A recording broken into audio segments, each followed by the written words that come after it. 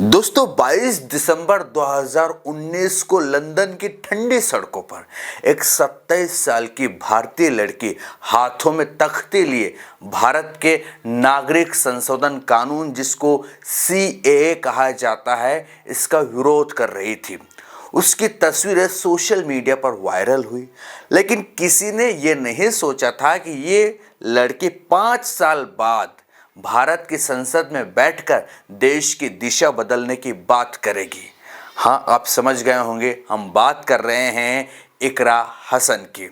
जी हाँ, और एक चीज़ और मैं आपको क्लियर कर देता हूँ कि इकरा हसन के बारे में जितनी भी जानकारी हम वीडियो में आपको देंगे वो तमाम जानकारी गूगल से हासिल किए, वो भी विश्वसनीय सोर्स से, यानी कि बड़ी बड़ी जो वेबसाइट है, बड़े बड़े जो न्यूज़ पोर्टल है, उनसे हमने इनकी जानकारी कलेक्ट की है।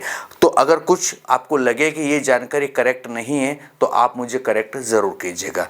तो एक ऐसी महिला जो लंदन की school of oriental and African studies, जिसको शॉर्ट में SOAS कहा जाता है, इस यूनिवर्सिटी में पढ़ाई करके केरानी की गलियों तक आई और अपने पहले ही लोकसभा चुनाव में बीजेपी के दिग्गज नेता को हराकर इतिहास रच दिया। लेकिन क्या आप जानते हैं कि इस चमकते सितारे की राह इतनी आसान नहीं थी। उनके परिवार पर गैंगस्टर एक्ट और जेल का साया रहा, फिर भी इकरा ने हार नहीं मानी। तो चलो आज जान लेते हैं इकरा हसन की कहानी। कुछ लोग उनको इकरा चौधरी भी कहते हैं, जैसे कि गूगल पर जानकारी मौजूद है, इकरा चौधरी भी उन्हें बोला जाता है, लेकिन ज़्यादातर जो प्रचलन में नाम है वो इकरा हसन है। तो इकरा हसन का जन्म उत्तर प्रदेश के शामली जिले के केराना में हुआ, जो अपनी जटिल सामाजिक और राजनीतिक गतिशीलता के लिए जाना जाता है।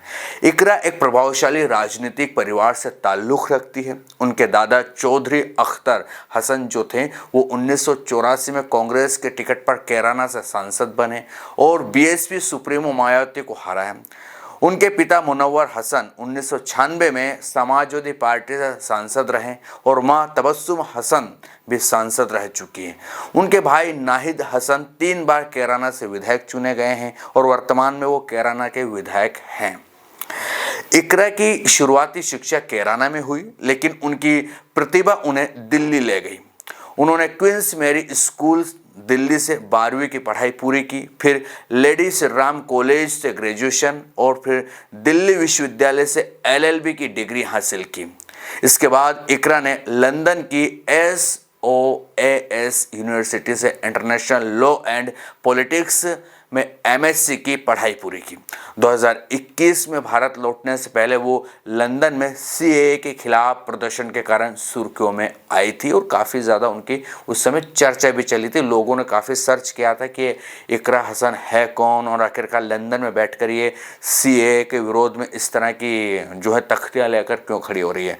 खैर, इकरा ने 2016 में जिला पंचायत चुनाव से अपनी राजनीतिक पारी शुरू की थी, लेकिन उन्हें करीब 5000 वोटों से हार का सामना करना पड़ा था, यानी कि ये उनकी पहली हार थी।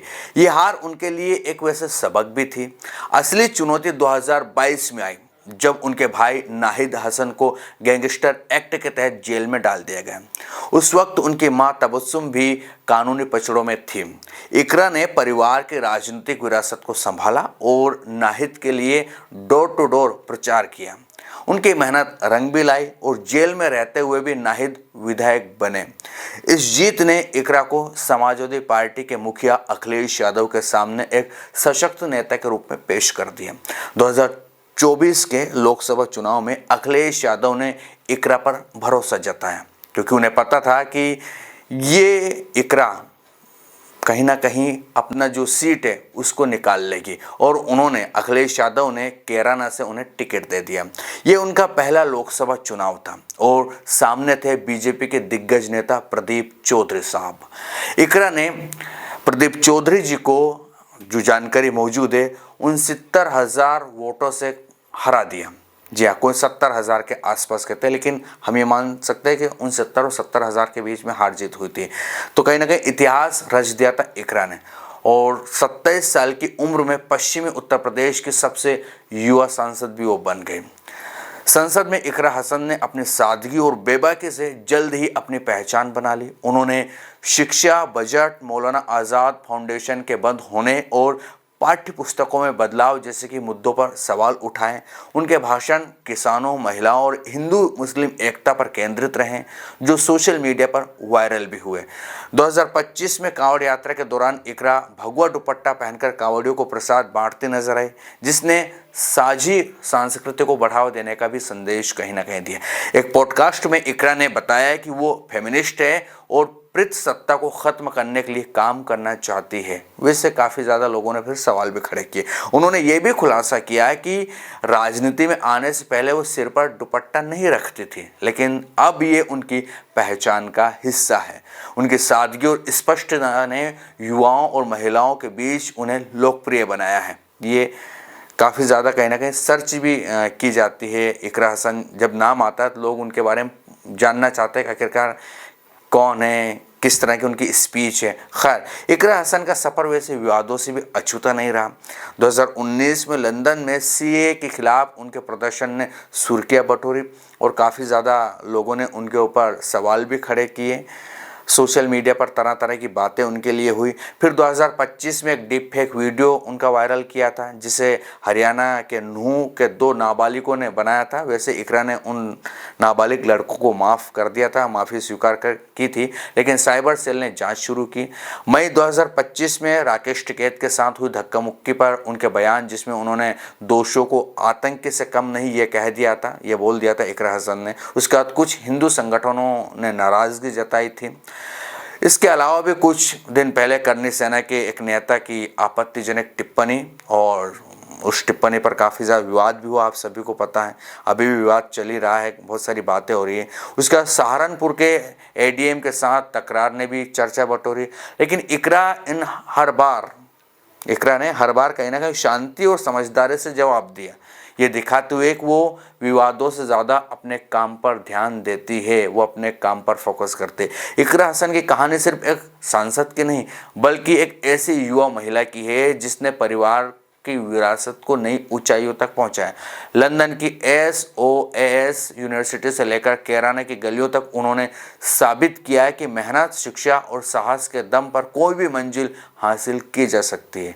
आज वो कैराना की आवाज़ बनकर संसद में गूंज रही है और उनकी कहानी हर उस युवा को प्रेरित करती है जो सपने देखने की हिम्मत रखता है, जो कुछ करने का हौसला रखता है। तो इकरा हसन के बारे में ये तमाम जो चीज़ें इन दिनों विवाद जो आप देख रहे होंगे, चाहे वो करनी सेना के उन भाई साहब ने कुछ उनको लेकर बोला है या उनकी तकरार एडीएम को लेकर हुई है, लेकिन चर्चा का विषय तो बनी हुई है।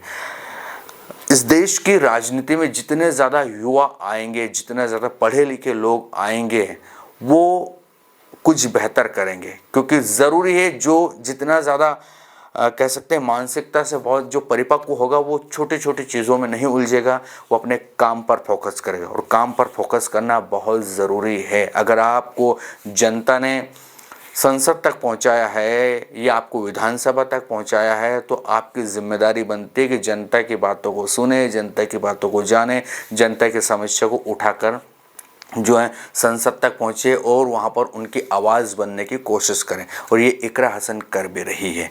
आपको क्या लगता है? भी लगता है कमेंट सेक्शन में ज़रूर बताइएगा। ये था वीडियो, कैसा लगा ये भी बताएं। जानकारी ठीक ठाक लगती हो चैनल को सब्सक्राइब, वीडियो को लाइक और शेयर करना ना भूलेगा। फिर मिलेंगे दूसरे वीडियो में, तब तक के लिए आपके दोस्तों को दीजिए इजाज़त। नमस्कार।